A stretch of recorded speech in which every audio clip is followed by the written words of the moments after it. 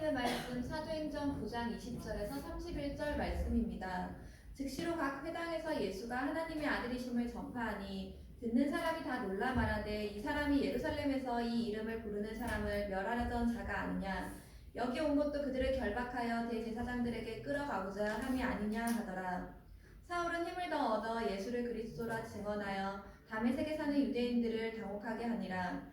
여러 날이 지남에 유대인들이 사울 죽이기를 공모하더니 그 계교가 사울에게 알려지니라. 그들이 그를 죽이려고 밤낮으로 성문까지 지키거늘 그의 제자들이 밤에 사울을 광주리에 담아 성벽에서 달아내리니라. 사울이 예루살렘에 가서 제자들을 사귀고자 하나 다 두려워하여 그가 제자됨을 믿지 아니하니 바나바가 데리고 사도들에게 가서 그가 길에서 어떻게 주를 보았는지와 주께서 그에게 말씀하신 일과 다메섹에서 그가 어떻게 예수의 이름으로 담대히 말하였는지를 전하니라.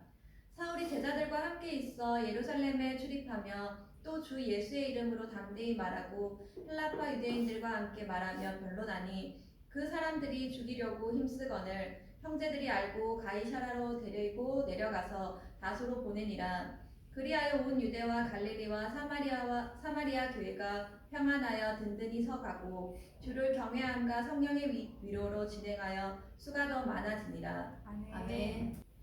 우리 계속해서 지난 몇 주간 동안 사울에 대해서 함께 배우고 있습니다.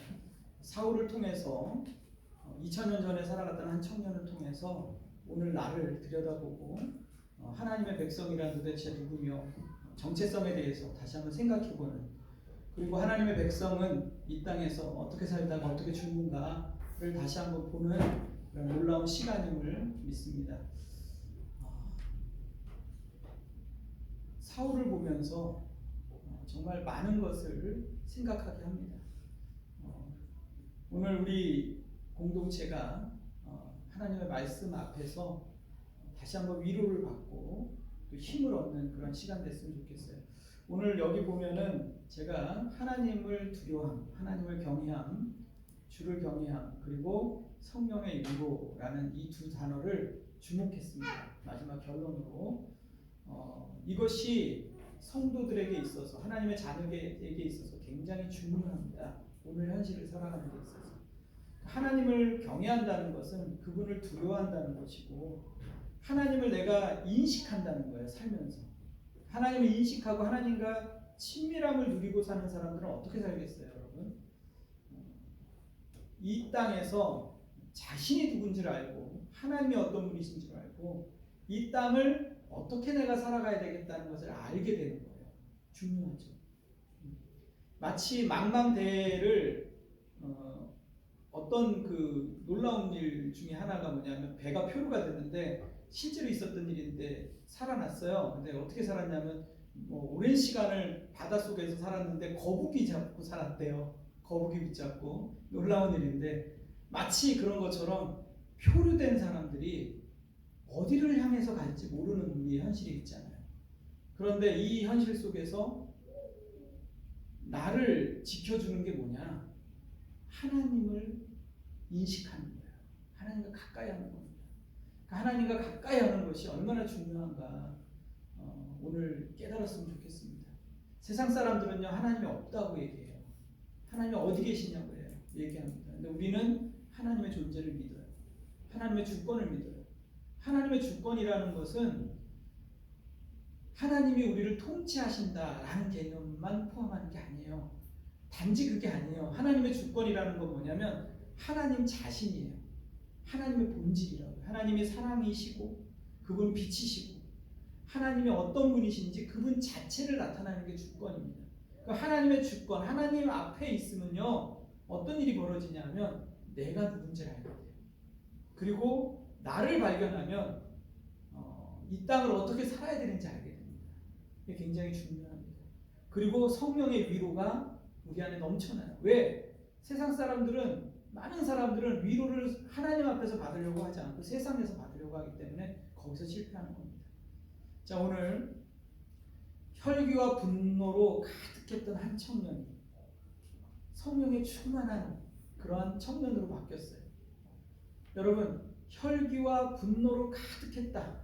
사람들은요 지금 혈기와 분노로 가득해요. 많은 사람들이 혈기로 살아갑니다. 혈기로 가득하다는 게 뭐죠? 혈기로 가득하다는 거는 자기 마음대로, 자기 내키는 대로 살아간다는 거예요. 자기 기분이 굉장히 중요하죠. 내 기분 내키는 대로. 내 기분이 상하면 다 상하는 거고, 내 기분이 좋으면 다 좋은 거예요. 그러니까 내 감정이 가장 우선순위에 있는 거예요. 그게 혈기에 가득한 거죠. 말하자면 내가 기분 좋으면 신앙도 좋은 거고, 내가 기분이 나쁘면 하나님은 그 뭐고 없는 거예요. 그러니까 기분이 나빠질 때, 내가 화가 날 때는요, 하나님은 뭐고 나 집어 던져버리는 거예요. 신앙이 강력해 주냐? 신앙이 뭐가 있냐? 그러니까 롤러코스터처럼 오락내리락 하는 거예요. 그러니까 기분이 좋을 때는 신앙이 막 한껏 올라갔다가 기분이 다운되고 절망되고 기분이 나쁘거나 누가 나한테 한마디 하면 뭐예요? 신앙이고 뭐고 다 집어 던져버리는 거예요. 이것이 혈기와 내 마음대로 살아가는 삶의 모습이에요. 결국 이렇게 살면 어떻게 되죠, 여러분? 성경에서 결국은 멸망할 수밖에 없는 거예요. 그러니까 우리가 혈기로 또 내 기분 내키는 대로 내 감정대로 살아가는 것, 이것이 어떻게 보면 보통 사람들이 하는 삶이에요. 근데 이것으로부터 어떻게 우리가 자유케 될 수가 있는가? 에베소서에 보면 이렇게 얘기합니다. 전에는 우리도 육체의 욕심을 따라 지내며 육체와 마음이 원하는 것을 하여, 이렇게 얘기해요. 뭐라고요? 내 기분 내키는 대로 살았다는 거예요. 육체가 원하는 대로, 마음이 원하는 대로, 시키는 대로, 감정이 상하면 상하는 대로 그렇게 막 내질러 버리고 살았다는 거죠.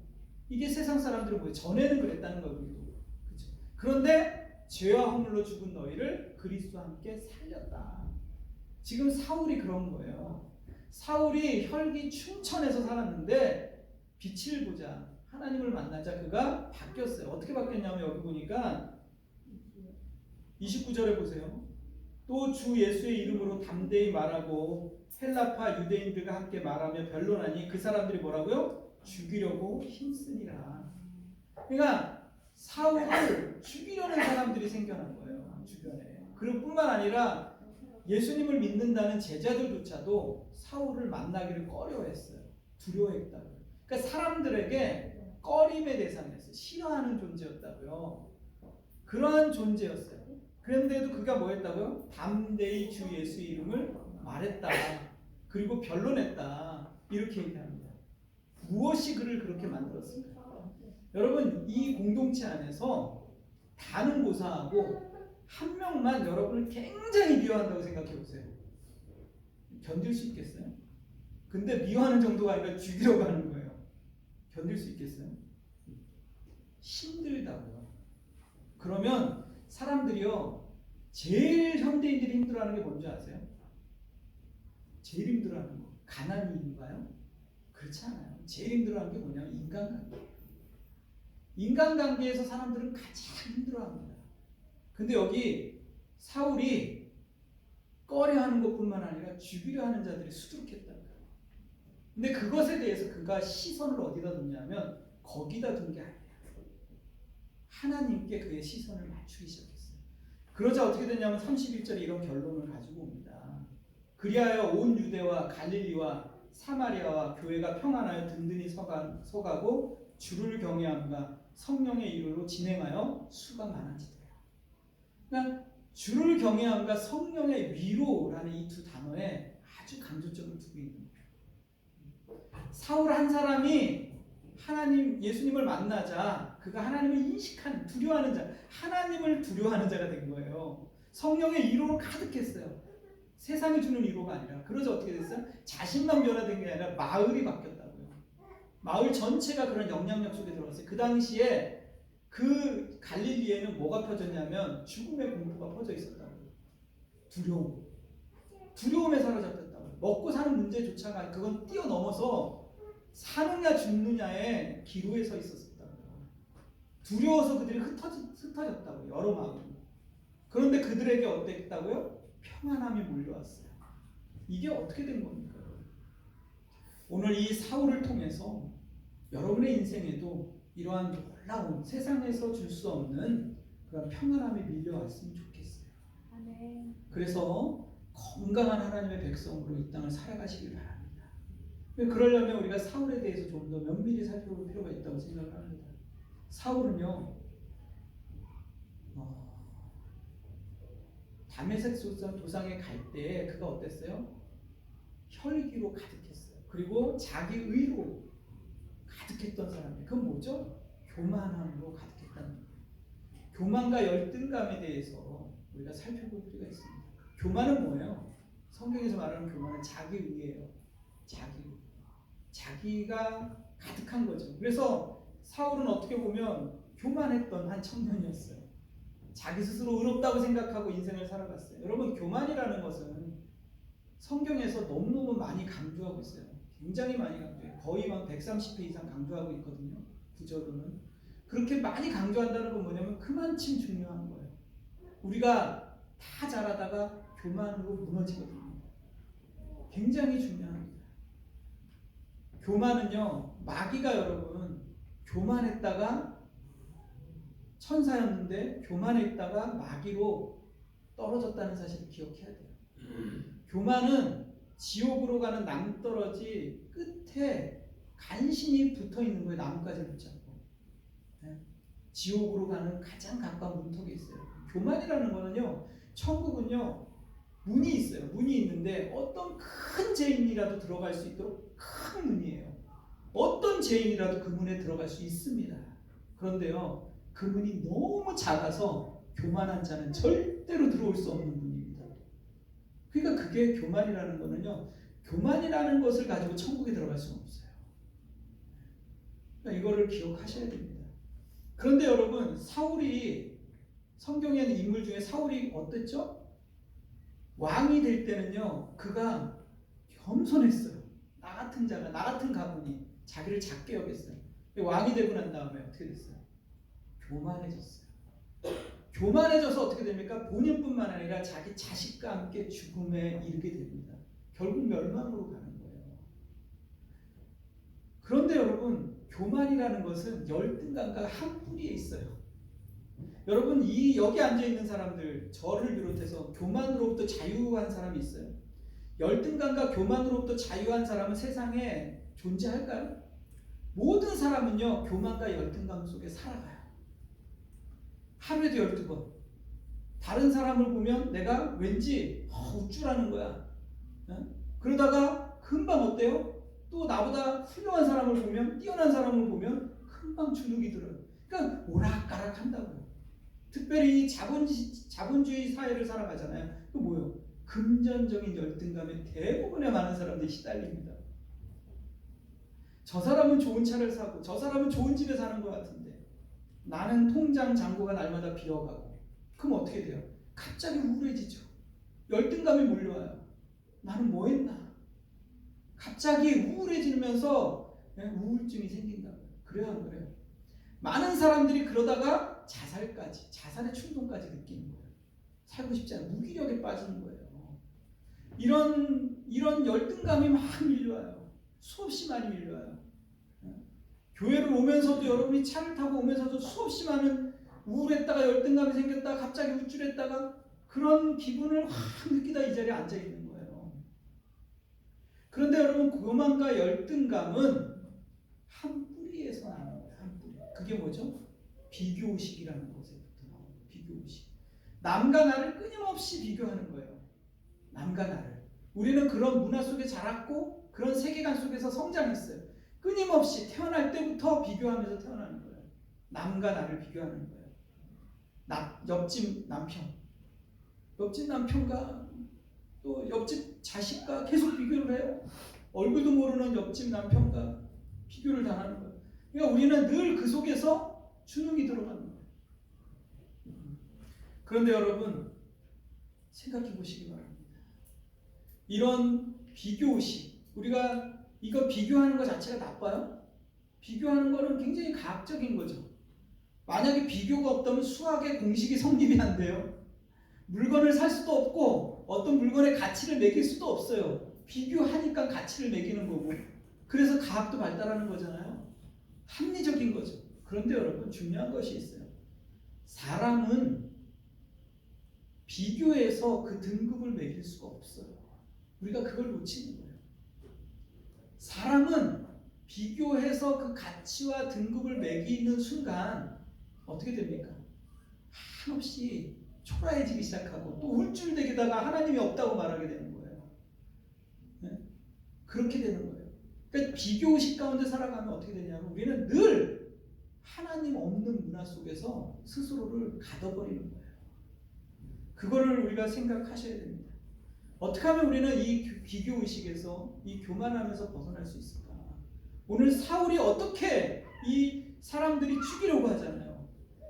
그를 시기하고 그를 미워하고 꺼려하는데도 불구하고 어떻게 당당하게 그가 담대하게 그렇게 할 수가 있었을까? 그가 여기서 벗어난 거예요. 왜 벗어났다고 얘기합니까? 빛을 봤다는 거예요. 예수님을 만났다는 거예요. 그게 중요합니다. 그냥 예수님을 머리로 아는 것과 실제로 만나는 건 다른 거예요. 예수님을 만나자 거기서 자유할 수 있어요. 어떤 사람도 아까도 얘기했잖아요. 열등감과 교만으로부터 자유할 수 있는 사람은 없어요. 그런데 성경은 뭐라고 얘기합니까? 진리가 너희를 자유케 하리라. 진리가 누구예요? 예수님이에요. 진리만이 나를 여기서부터 끌어내주는 거예요. 열등감. 그래서 중요해요.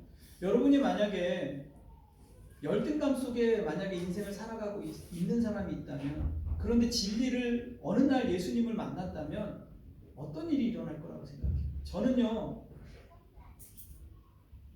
이거는 복음의 능력이라고 생각해요. 어린 시절부터 우리가 수없이 많이 비교를 당하면서 내 자신에 대해서 또 많은 사람들이 정신적인 그런 아픔 가운데 상처 가운데 있어요. 여러분 TV에서 그거 금쪽 같은 그거 보시잖아요. 가끔 거기 보면 한 가정이 완전히 깨어진 가정을 보게 돼요. 그러니까 아이를 끊임없이 아이가 문제가 있으니까 계속 부모는 얘기를 하겠죠. 고치고 싶어서. 그렇게 얘기하는 거예요. 어렸을 때는 그렇지 않았는데 크면서 애가 말을 듣지 않는 거죠. 공부도 못하고 또 자꾸만 못하는 것 같고 하라는 건 안 하고, 그러다 보니까 잔소리를 하게 되고 부모와 관계를 깨지게 되고.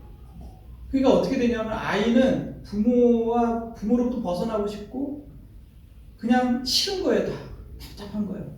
근데 부모는 그거를 그냥 둘 수가 없는 거예요. 그러니까 관계는 계속 깨지는 거죠. 근데 그래서 자기라는 존재가 정말 어떻게 할 수 없는 열등감 속에 있다가 어느 날 주님을 만난다면 어떻게 되겠어요? 하나님은 우리를 어떤 존재라고 말하죠? 존귀하다고 얘기하는 거예요. 내가 너를 지었다. 내가 너를 사랑한다 얘기하는 거예요. 근데 이게 하나님이 나를 사랑하고 나를 존귀 여긴다. 그래서 뭐라고 얘기합니까? 성경에는 신묘막직하다고 얘기하거든요. 신비하고 놀랍고 측량할 수 없다는 거예요, 나를. 근데 나라는 존재가 하나님 앞에 있을 때만이 참으로 내가 누군지 알게 돼요. 내가 신묘막직하다고. 근데 세상에서는 자꾸 뭐라고 얘기해요? 너는 신묘막직하지 않아. 너는 공부도 못하고 머리도 나쁘고 너는 뭐 이런 것으로 계속 비교당한다고요. 근데 하나님 앞에 있을 때만, 빛 앞에 있을 때만 내가 누군지 정확하게 볼 수 있는 거예요. 저는 거두절미하고 여러분이 오늘 이 시간에 하나님 앞에서 내가 서 있었으면 좋겠어요. 내가 정말 하나님 앞에서 내가 어떤 존재인가. 세상에서 비교해서 가난하고 비교해서 부자가 아니라 내가 정말 하나님 앞에서 어떤 존재인가. 그거를 발견하는 여러분 되셨으면 좋겠습니다. 네.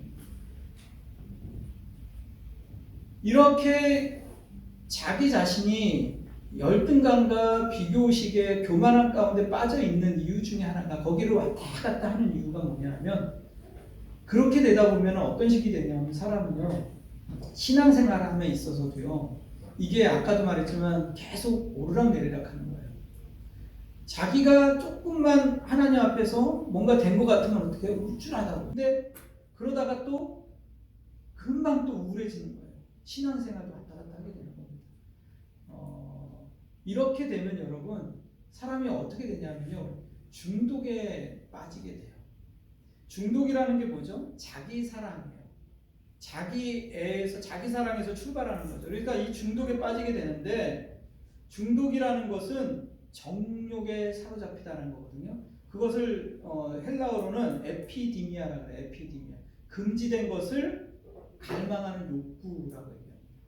여러분들 우리가 정욕이라는 것은 사람에게 없으면 어떻게 돼요? 말이 안 되죠. 왜냐하면 식욕도 정욕이고, 그렇죠? 모든 것이 정욕으로 돼 있어요. 그걸 에너지라고 세상은 사람들은 얘기한다고. 그러니까 정욕 자체가 나쁜 것이 아니라 거기에 빠지면 문제가 되는 거예요. 그걸 중독이라고 얘기하는 겁니다.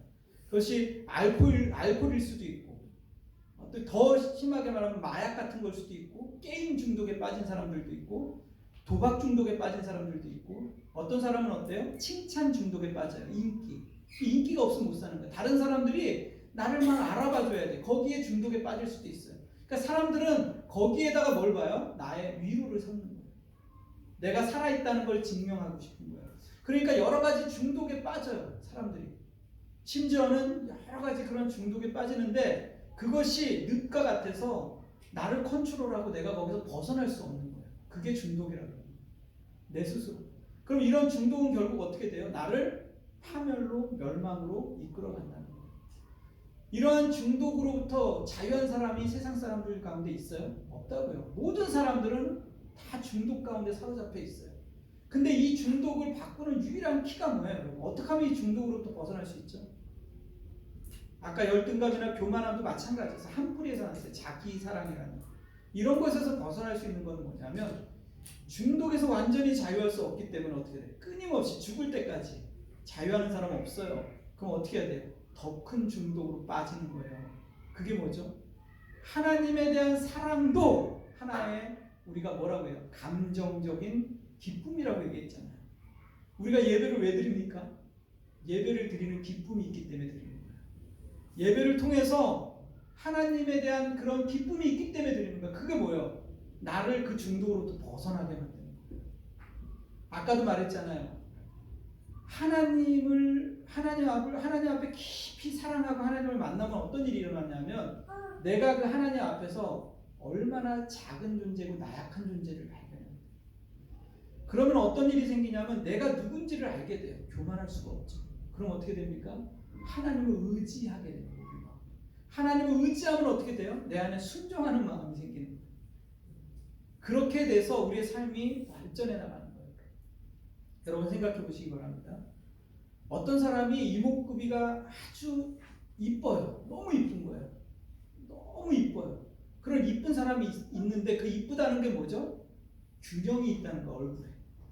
균형이 있으니까 이쁜 거예요. 그런데 그 사람이 이쁜데 이목구비가 한쪽만 계속 자라는 거예요. 눈만 계속 커진다든지 입이 계속 커진다든지 그러면 어떻게 해요, 여러분? 괴물이 되는 거예요. 아무리 이뻐도 그 얼굴이 균형이 잡혀야지 이쁜 거지 아무리 이뻐도 한쪽만 계속 커지면은 이쁘지 않아요. 근데 우리가 영적인 생활도 마찬가지예요. 균형이 깨지는 거예요. 균형이. 우리의 생활 속에서 무엇이 우리의 최고의 관심사입니까? 그 관심사가 바로 그 사람인 거예요. 나는 어디에 나의 모든 시간을 쓰고 있는가? 그게 바로 나예요. 나. 근데 사람들은 대부분 어디에다가 자기의 관심을 모든 시간을 씁니까?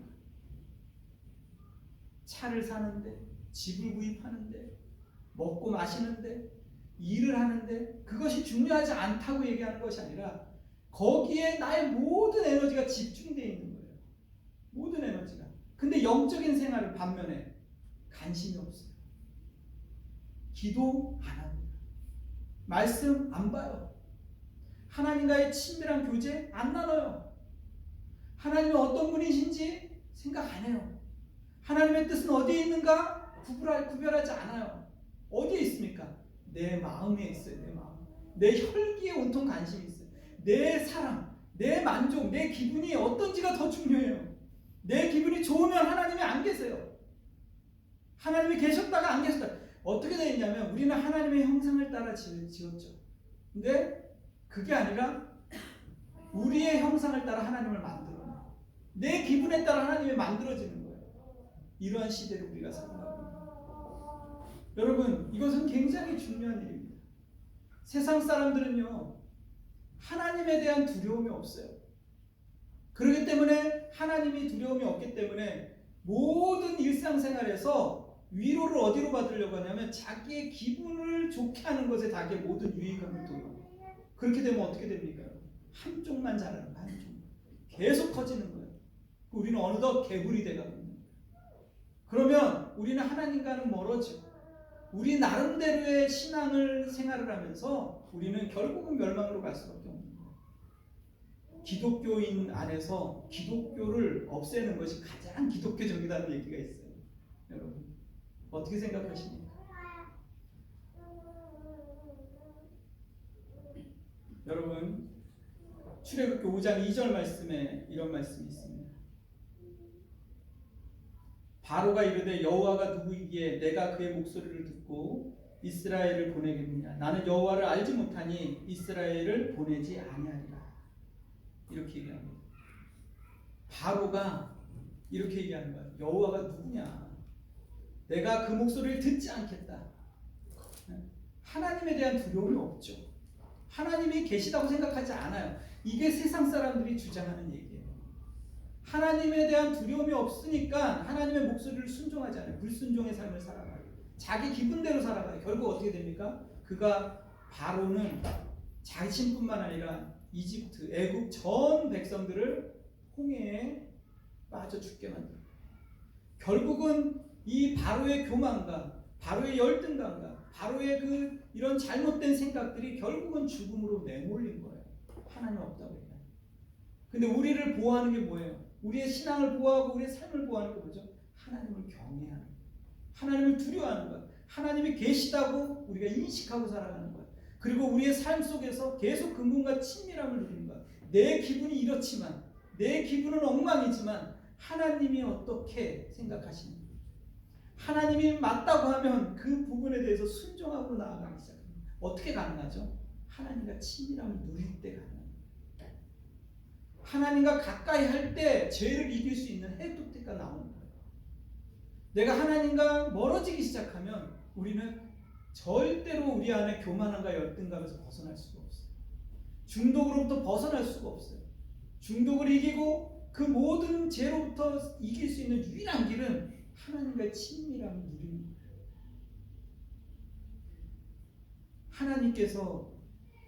하나님께서 사용하시는 사람, 쓰시는 사람이 누구라고 성경은 얘기하고 있습니까?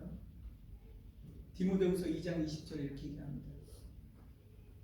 큰 집에는 금그릇과 은그릇뿐 아니라 나무그릇과 질그릇도 있어 귀하게 쓰이는 것도 있고 천하게 쓰는 것도 있나니 그러므로 누구든지 이런 것에서 자기를 깨끗하게 하면 귀히 쓰는 그릇이 되어 거룩하고 주인이 쓰심에 합당하며 모든 선한 일에 준비함이 되리라. 하나님이 쓰시는 유일한 사람을 얘기하고 있는 거예요. 여기 집에 어떤 그릇이 있다고요? 금그릇과 은그릇, 나무그릇과 질그릇이 있어요.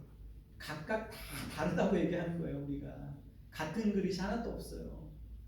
근데 우리 인식에는 뭐가 있죠? 하나님께서 금그릇을 쓰실 거야 라는 생각이 옵니다. 하나님 저를 금그릇이 되게 해주세요. 큰 사람이 되게 해주세요. 훌륭한 사람이 되게 해주세요. 이런 생각이 있다고요. 그런데 하나님께서 뭐라고 얘기하십니까? 여러분 생각해보세요. 여러분 집에 금그릇이 있고 은그릇이 있고 나무그릇이 있다면 여러분 금그릇은 얼마나 자주 쓰겠어요? 1년에 한 번 쓰겠어요?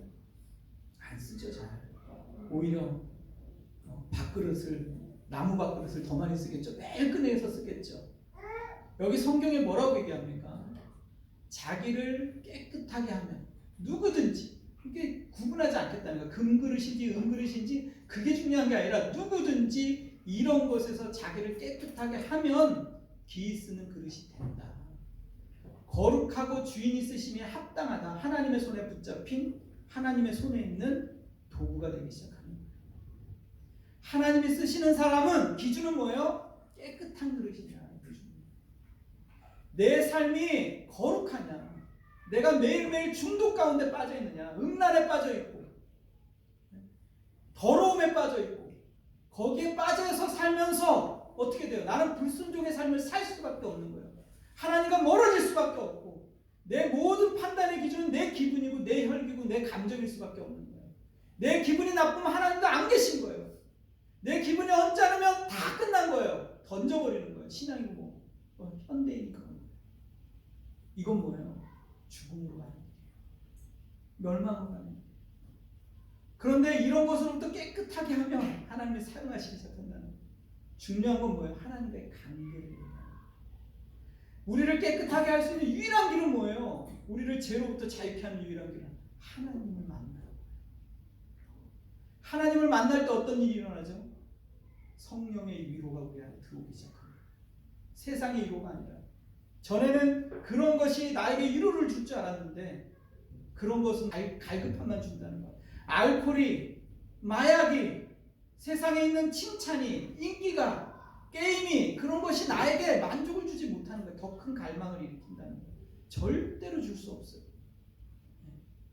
더 큰 갈증만 일으키는데 하나님의 성령의 위로가 내 안에 넘치기 시작하는 거예요. 그러니까 세상의 시선이 나에게 중요한 것이 아니에요. 여러분, 사람들이 언제 우울해지죠? 언제 기분이 나빠요? 대부분의 연구를 해보니까 한두 사람이 나를 비방하면요, 그날 기분을 망치는 거예요. 한두 사람이 나에 대해서 삐죽삐죽거리고 험담을 하기 시작해보세요. 세상이 다 무너져 내려요. 살고 싶지 않아요. 그게 인간이에요. 여러분, 그런데 생각해 보십시오. 우리를 살게 하는 거는요, 뭐냐 하면 모든 사람들이 나를 인정해주고 나를 칭찬해주고 나를 좋아해주는 것은요, 불가능해요. 그게 오히려 나를 열등감과 교만에 빠지게 만들어요. 가장 중요한 건 뭐냐면 세상에 한 사람이라도 나를 믿어주는 사람이 있다면 그 사람은 성공적인 삶을 살아갈 수 있다는 거예요. 자살하는 사람이 한 사람만 그 사람을 신뢰해주고 믿어주는 사람이 있으면요, 자살하지 않는데요. 아시겠습니까? 여러분, 많은 사람들에게, 모든 사람들에게 나를 인정해주는 그런 삶을 살려고 하는 것이 어리석은 거죠. 왜죠? 사도 바울이 어땠다고요? 사울이 죽이려고 했고 많은 사람들이 그를 꺼려했다고요. 그런데 그가 중심이 잡혔던 건 하나님이 나를 어떻게 보시는지, 하나님과의 관계에서 자기를 회복합니다. 아이가 태어나면 그 아이가 태어날 때 여러분 생각해 보세요. 얼마나 기뻐했습니까? 주변 사람들이 다 신비롭게 바라봤다. 여러분 그런 존재였어요. 그리고 여러분이 고개를 들었어요. 그랬더니 막 난리가 난 거예요. 야, 얘가 고개를 들었다. 드디어 뒤집기를 했단 말이에요. 그랬더니 막 엄마 아빠가 소리를 치고 감탄을 하고, 야, 얘가 뒤집었어. 하나하나 행동 하나하나를 여러분 감탄을 먹고 여러분이 살았어요. 여러분, 그렇게 해서 존재가 탄생이 된 거예요. 인간이라는 존재는요, 감탄을 먹고 살아가는 존재예요. 그게 부모든지 누구든지 여러분을 신뢰해주고 믿어주는 한 사람이 있다면 여러분은 결코 실패한 인생이 아니죠. 그래요, 안 그래요? 그런데 그 위로가 어느덧 멈추고 비교하고 또 판단하는 것으로 바뀌어나가기 시작하는 거예요. 근데 여러분, 두려워하지 마십시오. 여기 뭐라고 얘기하죠? 그것에 대해서 계속 우리가 바라봐야 될 것은 하나님이 나를 위로해 준다고 얘기해요. 성령이. 여러분이 하나님 앞에서 그 위로를 찾으십시오. 그리고 내가 누구인지를 발견하십시오. 여러분, 예수님께서, 하나님이 여러분 예수님을 보내셔서 여러분을 예수님의 십자가로 구원하셨다는 사실을 기억하세요. 나는 어떤 존재인가? 하나님이 나를 그렇게 사랑했던 존재예요.